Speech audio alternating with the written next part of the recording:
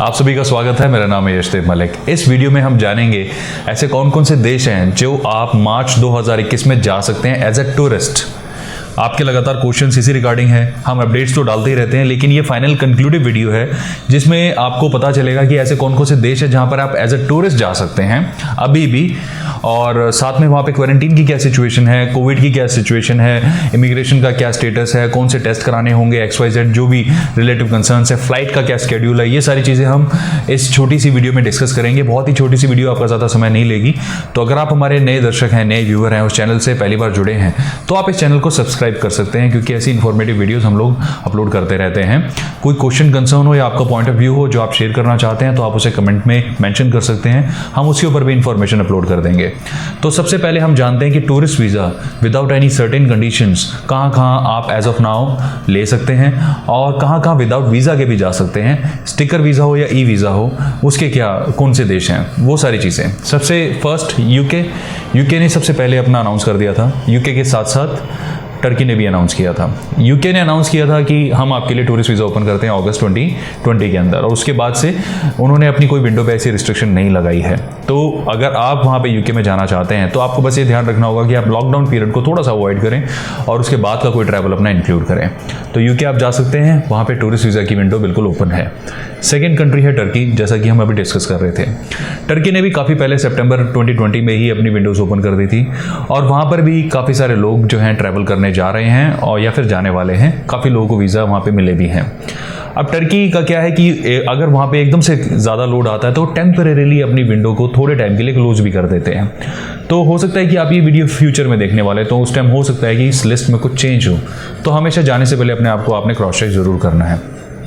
Turkey का visa जब भी आप अप्लाई करें, हमेशा क्रॉस चेक करें कि एज ऑफ नाउ कोई ऐसा तो नहीं कि उन्होंने टेम्परेरी अपनी विंडो फिर से क्लोज कर दी हो। तो टर्की भी आप जा सकते हैं, और Turkey is very fantastic destination, बहुत अच्छी भी है। थर्ड है इजिप्ट। इजिप्ट में भी आप जा सकते हैं, वहाँ पे टूरिस्ट वीज़ा ले सकते हैं, और इजिप्ट में एक सर्टेन कंडीशंस में आपको वीज़ा ऑन अराइवल भी मिलता है। लेकिन आपको ध्यान ये रखना होगा, इजिप्ट की फ़्लाइट्स का अभी थोड़ा सा जेपर्डी है। इजिप्ट की फ़्लाइट्स यानी कायरो की फ़्लाइट जो है वो डायरेक्ट बहुत ही कम डेट्स में अवेलेबल है, और ज़्यादातर फ्लाइट जो है आपकी वाया फ़्लाइट्स हैं, जो कि वाया मिडल ईस्ट है, जैसे दुबई के थ्रू भी है, टर्की के थ्रू भी है। तो उस सिनेरियो में आपको क्रॉस चेक करना होगा कि अगर आपका हॉल्ट बहुत ज़्यादा लंबा है तो हो सकता है आपको ट्रांसिट वीज़ा लेना पड़े। तो उसका आपको ध्यान रखना होगा। अगर ट्रांसिट वीज़ा की रिक्वायरमेंट है तो उसको पहले से ही क्लियर करके जाएं। हम सारी डिस्कस करेंगे कि वहाँ पे कौन से टेस्ट कराने हैं, क्वारंटीन वाली बातें, वो भी फटाफट अभी डिस्कस करेंगे, डोंट वरी। इजिप्ट के बाद है रशिया। आप रशिया अभी रिसेंटली आपको जैसे हमने अपलोड किया था कि जनवरी के लास्ट वीक में इन लोगों ने अनाउंस किया था कि हम अपना स्टिकर वीज़ा ऑपरेशन रिज्यूम कर रहे हैं। तो काफ़ी सारे लोगों ने रशिया के वीज़ा सक्सेसफुली अप्लाई किए हैं और उनको पॉजिटिव रिजल्ट्स भी मिले हैं।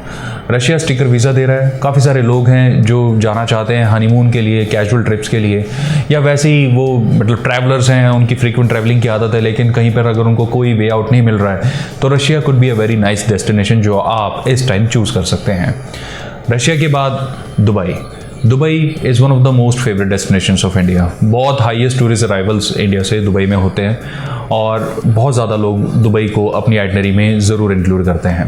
तो अगर आप दुबई जाना चाहते हैं तो वहाँ पर भी आप जा सकते हैं। ए वीज़ा उनका रेडिली अवेलेबल है, और कभी कभी ऑन सर्टेन कंडीशंस वो आपसे कुछ डॉक्यूमेंट्स की डिमांड कर सकते हैं, तो उसके लिए आपको तैयार रहना होगा। नेक्स्ट है यूक्रेन ने भी अपना वीज़ा विंडो ओपन किया था, लॉन्ग टर्म वीज़ा, जैसे कि हमने लास्ट वीडियो में डिस्कस किया था कि अगर आप लॉन्ग टर्म पे जाना चाहते हैं तो वहाँ का वीज़ा ले सकते हैं। शॉर्ट टर्म ई वीज़ा भी उन्होंने सर्टेन कंडीशंस पे ओपन किया हुआ है। उसमें वो कुछ डॉक्यूमेंट्स की रिक्वायरमेंट रख सकते हैं, जैसे आपकी अकाउंट स्टेटमेंट है, आपका एम्प्लॉयमेंट प्रूफ है, या फिर आपके टैक्स रिटर्न्स हैं। वो डिपेंड करता है कि आप कितने दिन के लिए जा रहे हैं, किस पर्पज़ के लिए जा रहे हैं। तो यूक्रेन भी एक अच्छी डेस्टिनेशन है, और एक टाइम तो ऐसा था कि यूक्रेन ने वीज़ा ऑन अराइवल इंडियंस के लिए प्रॉपर अनाउंस कर दिया था 2018 में, लेकिन वहाँ पे इतना ज़्यादा इमिग्रेशन का मिसयूज़ हुआ कि उनको अपनी वो फैसिलिटी विड्रॉ करनी पड़ी। तो अब ये उम्मीद लगाई जा रही है कि आने वाले टाइम में जब सारी चीज़ें नॉर्मलाइज होना शुरू हो जाएंगी तो यूक्रेन दोबारा से वीज़ा फ्री या visa on arrival access Indians को दे सकता है। नेक्स्ट है सर्बिया। ऑफ कोर्स सर्बिया को हम कैसे भूल सकते हैं। सर्बिया अभी भी वीज़ा फ्री एक्सेस दे रहा है, लेकिन उसकी सर्टेन कंडीशंस भी हैं, right. As per the immigration policies और या एज़ पर उनकी वेबसाइट उनकी कोई कंडीशन नहीं है, जैसा कि उनकी वेबसाइट या उनकी इमिग्रेशन पॉलिसी के अकॉर्डिंग अगर हम जाएँ।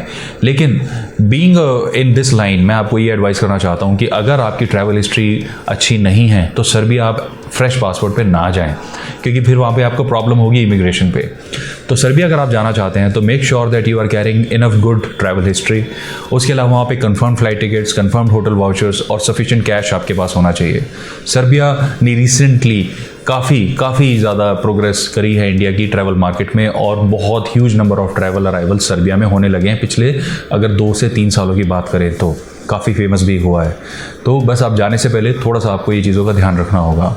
नेक्स्ट है लिस्ट में यूएस। जी हाँ, यूएस ने भी अपना अनाउंस कर दिया था कि आप हमारे यहाँ tourist visa B1 B2 category में अप्लाई कर सकते हैं। अब उसकी कंडीशन क्या है? उसकी कंडीशन ये है कि सबसे पहले यूएस ने वर्क वीज़ा पे थोड़ा सा रिलैक्सेशन दिया, फिर स्टडी वीज़ा पे और रिलैक्सेशन दिया, फिर इमरजेंसी वीज़ा को डिक्लेयर किया, और अब वो कहते हैं कि आप वहाँ पर हमारा रेगुलर टूरिस्ट वीज़ा ले सकते हैं, लेकिन डिपेंड करता है कि आपके लिए कौन से स्लॉट्स अवेलेबल हैं, कौन सी डेट्स अवेलेबल है। आपके उधर जो भी हमारा वीज़ा सेंटर है वहाँ पर आपको पता करना होगा। तो इसका इकलौता एक ही तरीका है कि आप ऑनलाइन जाएंगे, अपनी प्रोफाइल बनाएंगे, DS-160 बनाएंगे, उसे अपलोड करेंगे, फिर अपनी पेमेंट करेंगे, उसके बाद आपका अपॉइंटमेंट पेज आएगा, फिर आपको पता लगेगा कि आपको अपॉइंटमेंट मिल रही है कि नहीं मिल रही है, और मिल रही है तो कौन सी डेट्स ही मिल रही हैं, राइट। उसके अलावा there is no other way out right now. आने वाले टाइम में डेफिनेटली जब ये चीज़ें नॉर्मलाइज होंगी तब तो सब कुछ ओपन हो ही जाएगा, but for the time being US ने यही फैसिलिटी अभी अपने ट्रैवलर्स को दी है। Next is Brazil. जी हाँ, ब्राज़ील टूरिस्ट वीज़ा के लिए ओपन हुआ था टेम्परेरीली, फिर क्लोज हो गया है, और आने वाले टाइम में फिर से ओपन हो जाएगा। ब्राज़ील भी थोड़ा सा इस तरीके से अपने आप को कैलकुलेट करता है कि एक limited number of tourist arrivals वो ले रहे हैं, उसके बाद फिर वो उसे क्लोज कर देते हैं और फिर दोबारा ओपन कर देंगे। तो हो सकता है आप ये वीडियो फ्यूचर में देखने वाले हों, तो हो सकता है उस टाइम तक ब्राज़ील दोबारा से ओपन हो गया हो। तो ब्राज़ील जब भी ओपन हो जाता है तो आप वहाँ पर ट्रैवल कर सकते हैं। ब्राज़ील के लिए काफ़ी क्वेश्चन हमारे पास आ रहे हैं कि वहाँ का वीज़ा प्रोसेस कैसे है, कैसे लें कैसे ना लें, तो इसके ऊपर कॉम्प्रिहेंसिव इन्फॉर्मेशन नेक्स्ट वीडियो में अपलोड हो जाएगी जो आपकी काफ़ी हेल्प करेगी। नेक्स्ट इन द लिस्ट है श्रीलंका। जी हाँ, आप श्रीलंका भी जा सकते हैं। श्रीलंका ने भी अपने टूरिज्म के जो ऑप्शंस हैं इंडियन सिटीजन्स के लिए ओपन कर दिए हैं। ऑफ कोर्स वहाँ पर भी आपको क्वारंटीन फेस करना पड़ सकता है। फ़्लाइट ऑप्शन जो है वो रेडली अवेलेबल हैं, डेस्टिनेशन काफ़ी सस्ती है, और वहाँ पे जाना बहुत ज़्यादा एक्सपेंसिव भी नहीं होता। तो अगर आप श्रीलंका को एक्सप्लोर करना चाहते हैं तो क्वारंटीन के लिए थोड़ा सा प्रिपेयर हुएँ, और डेफिनेटली आप वहाँ पर जा सकते हैं। Next in the list is Thailand. Thailand ने जैसे कि ई-वीज़ा ऑन अराइवल अनाउंस किया था इंडियन सिटीजन्स के लिए लास्ट ईयर, तो अभी भी वो फैसिलिटी ओपन है। उनकी एक यही कंडीशन है कि आपको वहाँ पर जाके मैंडेटरी क्वारंटीन लेना होगा। तो अगर आपका थाईलैंड जाना ज़रूरी है, क्योंकि काफ़ी सारे ऐसे ट्रैवलर्स हैं जो they are very much habitual of going to Thailand, तो वो कहते हैं कि थोड़े बहुत दिन हम क्वारंटीन में रुक जाएंगे, but I want to spend like 10-15 days in Thailand again. तो उस वक्त उस केस में आपको 1 महीने का गैप लेकर चलना होगा, क्योंकि 14 डेज तो क्वारंटीन ही हो गया, और उसके बाद 14-15 डेज़ के लिए आप वहाँ पर ट्रैवल भी कर सकते हैं। तो ऐसा कोई बहुत ज़्यादा रिस्ट्रिक्शन थाईलैंड में नहीं है, बट आपको जाने से पहले क्वारंटीन को बहुत ध्यान में रख के जाना होगा। साथ में आपको पता रखना होगा कि वहाँ पे कौन से टेस्ट की रिक्वायरमेंट है, अकॉर्डिंगली वही टेस्ट आपको लेकर जाने होंगे। टेस्ट की रिक्वायरमेंट कैसे पता लगती है उसका बहुत ही आसान सा तरीका मैं आपको अभी बताने वाला हूँ। Next in the list is Mauritius. Mauritius हालांकि पूरी तरीके से ट्रैवल के लिए भी ओपन नहीं हुआ है, लेकिन अगर आप मॉरिशस जाना चाहते हैं तो वहाँ पर आपको मैंडेटरी क्वारंटीन लेना ही होगा। 14 डेज़ का वहाँ पे मैंडेटरी क्वारंटीन है, उसके बाद आप वहाँ पर जा सकते हैं, लेकिन उसके लिए भी आपको पर्पस जस्टिफाई करना होगा कि आप वहाँ पर क्यों जाना चाह रहे हैं। ऑब्वियसली आप सोच रहे हैं कि मैं टूरिस्ट के लिए जाऊँगा और कोई तो पर्पस है नहीं, या आप हो सकते हैं फैमिली ट्रिप के लिए जा रहे हैं, हनीमून ट्रिप के लिए जा रहे हैं। तो ये सारी जो चीज़ें हैं ये आपको शुरू में ही क्लियर करके जानी होगी, और इसका सबसे आसान तरीका है, जैसे कि हमने भी किया अभी रिसेंटली, वो ये कि मॉरिशन एम्बेसी से आपको क्रॉस चेक करना होगा कि we want to go for tourism right now on these particular dates. आप ईमेल कर सकते हैं, उसमें वो आपको रिप्लाई करेंगे कि आपको मैंडेटरी क्वारंटीन के बाद आप वहाँ पर ट्रैवल कर सकते हैं। अगर उनका ऐसा रिप्लाई आता है तो समझ जाइए कोई प्रॉब्लम नहीं है, फिर उस केस में आपको मैंडेटरी क्वारंटीन लेना होगा और उसके बाद आप फ्री हैं। Next in the list is Armenia. Armenia भी टूरिज्म के लिए ओपन है ई-वीज़ा के through. Armenia visa on arrival भी देता है, लेकिन उसकी कुछ सर्टेन कंडीशंस हैं जो आपको ध्यान रखनी होगी। वीज़ा ऑन अराइवल के लिए आपके पास कोई ना कोई पहले से वीज़ा लगा होना चाहिए, जैसे UK हो, US हो, कनाडा हो, शेंगन हो, कोई अच्छा वीज़ा आपके पास पहले से होना चाहिए। अगर वो है तो वहाँ पे आपको वीज़ा ऑन अराइवल की काफ़ी फैसिलिटीज़ मिल जाती हैं। या फिर आपका ट्रैवल मिडिल ईस्ट के थ्रू हो तो उस केसेस में भी वहाँ पे वीज़ा ऑन अराइवल देखा गया है कि एक्सेप्ट हो जाता है। वहाँ पर क्वारंटीन की ऐसा कोई रिस्ट्रिक्शन नहीं है, लेकिन वहाँ जाकर आपको टेस्ट देने पड़ सकते हैं, जिसके लिए आपके पास सफिशिएंट कैश होना चाहिए, रिटर्न कंफर्म टिकट होनी चाहिए, कंफर्म होटल वाउचर होने चाहिए। आपको इन चीज़ों का ध्यान रखना होगा। आर्मेनिया का वीज़ा इतना ईजी नहीं है इस वक्त जितना पहले हुआ करता था। अभी बहुत ज़्यादा उसका अप्रूवल रेट भी नहीं है। अगर आपकी अच्छी ट्रैवल हिस्ट्री है तो ही आर्मेनिया को अपनी आइटनरी में इंक्लूड करें, otherwise for the time being आप इसे अवॉइड भी कर सकते हैं।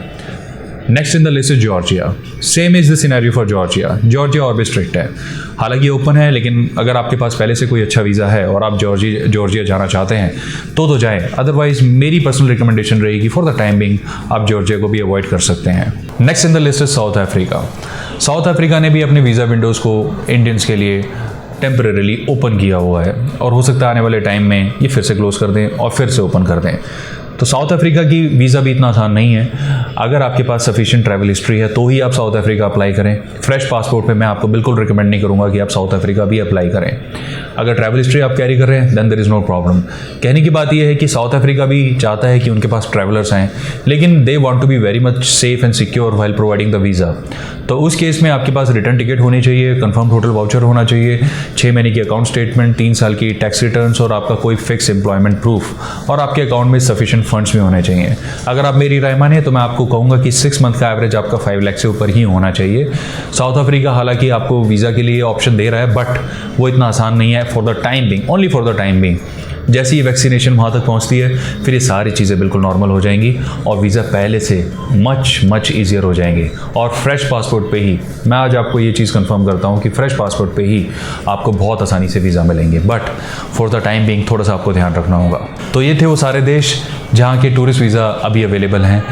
और अगर आप वर्क वीज़ा या स्टडी वीज़ा पे जाना चाहते हैं तो world wide majority of the countries are open. Majority of the countries are open. किसी की कुछ ना कुछ कंडीशंस हैं।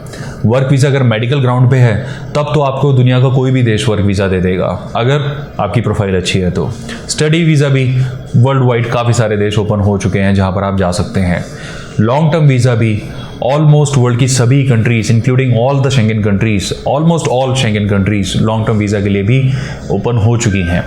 फैमिली वीज़ा के लिए भी वर्ल्ड वाइड सारी विंडोज़ ओपन है। बस थोड़ी सी रिस्ट्रिक्शन है तो वो है ट्रैवल वीज़ा पे लेके, शॉर्ट स्टे वीज़ा पे लेके, जो बहुत ज़्यादा लंबे टाइम तक नहीं टिकेंगी और धीरे धीरे वो भी ओपन हो जाएंगी। तो मुझे पूरी उम्मीद है कि ये वीडियो आपके लिए काफ़ी इन्फॉर्मेटिव रही होगी। और भी अगर आपके कोई क्वेश्चन कंसर्न्स होते हैं तो आप उसे शेयर करें, हम उस पर भी इन्फॉर्मेशन अपलोड करेंगे। अपना समय देने के लिए धन्यवाद। आपका दिन शुभ रहे। Bye bye.